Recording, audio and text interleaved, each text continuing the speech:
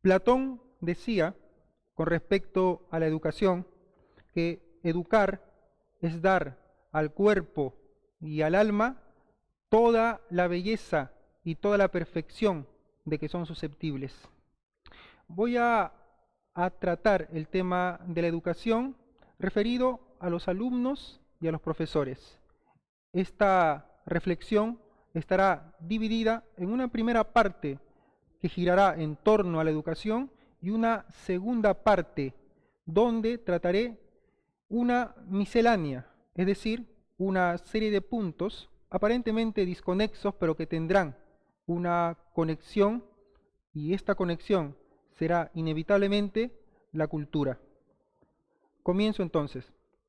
Con respecto a los alumnos, generalmente las clases que desarrollan los profesores están invadidas por estudiantes con desgano, con estudiantes apáticos, con estudiantes que parece realmente que no quisiesen aprender. Y por ahí un estudiante levanta la mano, interrumpe la clase y le dice al profesor, profesor, hay que hablar de la vida, le dice. Claro, esto suscita algunas risas o la continuación irremediable de la clase. Pero ¿qué es lo que nos quiere decir el estudiante cuando nos dice, profesor, hay que hablar de la vida? En esa frase está contenida no solo toda una dimensión filosófica, sino que también una serie de incisos y conceptos psicológicos. Lo que nos quiere decir el estudiante es que está bien que realicemos la materia de que se trata, sea cual sea esta, sino que también, muy probablemente, el docente tendrá que seleccionar fragmentos de la clase donde tendrá que tratar los temas de la vida, los temas cotidianos. Lo que quiere el estudiante es escuchar de la palabra del profesor cómo es él que ha solucionado su problema particular, un problema donde van a intervenir variables emocionales, porque no hay dimensión que le importe más al estudiante que la dimensión de las emociones. Entonces, son los estudiantes, tanto los estudiantes difíciles cuanto los estudiantes brillantes, y la combinación de estos los que fundamentan el trabajo del profesor, que tendrá que ser arduo. Ahora, con respecto a los profesores, es también muy usual ver a un profesor también con desgana, también apático, pero no suele mostrar eso en clase, sino que a posteriori, cuando está con sus colegas y lo comparte y se inician una serie de conversaciones. Y estas coinciden en un punto central y fijo, y es que el profesor siente y entiende al mismo tiempo de que parece que el tiempo en el que él se desarrolla no coincide con el tiempo del estudiante. Y es profundamente cierto. El docente ha vivido, se ha desarrollado en un tiempo y en una época distinta. Y el estudiante también pertenece a otra época y a otro tiempo. Los tiempos son dispares, no concuerdan. Y entonces cuando el docente va hablando sobre su tiempo, el estudiante probablemente no lo comprende, y viceversa. Cuando el estudiante habla de su propio tiempo, el docente no lo comprende. En realidad, con esta nueva avalancha de cambios educativos en distintas partes del mundo y en particular en España con la LOMLOE, que son cambios vertiginosos incluso, lo que se centra, en lo que se centra estas nuevas modificaciones es en centrar todo, en darle la batuta al estudiante. Esto es muy correcto, es muy prudente, es saludable, pero estamos dejando de lado la dimensión del profesor que se ha convertido en un facilitador. Obsérvese la palabra, facilitador, ¿no? Es como hacer fácil las cosas. Y de la facilidad a la trivialidad hay un solo paso. En lo que debe de centrarse el docente es en mostrar desde su propio tiempo y desde su propia época su propia experiencia. Y esta experiencia tiene que estar envuelta del carácter. El carácter es en realidad la dimensión con la que se queda el estudiante. Toda la información, todos los temarios que desarrollamos se les va a olvidar. Eso a corto plazo o a mediano plazo se les queda, aprueban el examen y luego se les olvida. Pero lo que queda es el carácter. Y con carácter no me refiero a solamente reñir al estudiante en el momento oportuno, que es correcto, sino también en la seguridad que muestra y que debe demostrar el profesor. Los profesores estamos impartiendo clases con una inseguridad enorme, porque parece que el tiempo, y es correcto, el tiempo nos va desplazando, ¿no? Nos gana el tiempo. Obsérvese este problema. Y también, ¿por qué no añadir otro elemento fundamental en los institutos secundarios, que son los administrativos de la educación, a los que se les cuestiona constantemente que no están conectados con la realidad, porque están, dícese, encerrados y desde allí tratan de formalizar o de dinamizar el instituto, que dicho sea de paso, no lo conocen, explica la crítica. Esto es una crítica infundada en realidad, es una falacia, puesto que equivale a lanzar una crítica a un científico que ha recopilado datos y como si se le exigiese al científico que conociese el origen y la realidad de cada uno de estos datos. Si un dato proviene de un país, el científico debe de conocer la realidad del país, andar en ese país, caminar, convivir. Eso es una contradicción. En realidad, los administrativos de la educación trabajan con datos. Estos datos van a producir una serie de problemas de carácter teórico. Entonces, tenemos dos bloques. Tenemos el bloque de la teoría, donde están todos los datos recopilados, y tenemos la realidad, que es una masa informe, acuosa, que no es posible atraparla. La teoría se encarga de darle forma, ponerle un cerco a la realidad, de darle una estructura. Pero al intentar darle esta estructura, es evidente que no van a quedar contentos todos los elementos del conjunto. Siempre habrán 2, 3 o más elementos que no concuerden. No se da en ningún conjunto. Cuando tú seleccionas cualquier conjunto de seres humanos y tratas de contentarlos a todos, eso es improbable, no sucede. Por lo tanto, el trabajo de los administrativos de la educación corresponde a un punto de vista y el trabajo de los profesores en el campo de acción corresponde a otro punto de vista. Son dos puntos de vista que tendrán que complementarse en el acto, como si de un hecho educativo se tratase. Pasamos ahora al segundo bloque y voy a tratar temas aparentemente desconexos, pero que tendrán, como verán, estarán conectados por la cultura. El primer tema. Hay una pregunta que suele discurrirse en los salones de clase y sobre todo en las clases de matemática. El estudiante levanta la mano y pregunta al profesor esta pregunta terrible. Profesor, ¿para qué sirve la matemática? Y los profesores de matemática procuramos dar una explicación, una aplicación. Y las respuestas son las mismas casi siempre. Esto sirve para construir puentes, para construir caminos.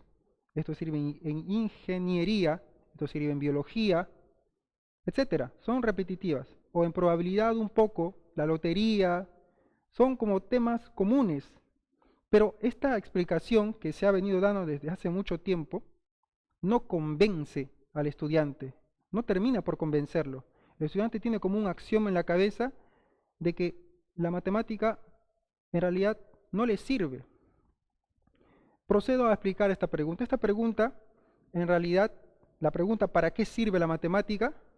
No tiene ningún sentido. No tiene ningún sentido puesto que pertenece a la corriente filosófica denominada el realismo ingenuo.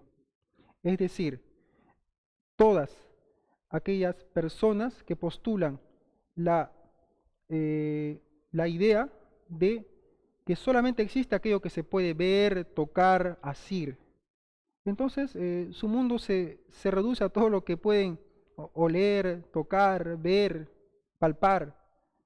Es un mundo muy reducido, es algo muy ingenuo. Y si yo te digo que en este instante tengo en la cabeza un teorema, el teorema de Pitágoras, por ejemplo, muy conocido. Tengo en la cabeza el teorema de Pitágoras. ¿Lo puedes ver? No lo puedes ver. Entonces, el realista ingenuo deduce de eso de que como no puede ver el teorema que tengo en la cabeza, que es una verdad, como no puede verlo, no existe. Por lo tanto, no le sirve. Eso es absurdo. La gran mayoría de las cosas son verdades que no se pueden ver, son conceptos.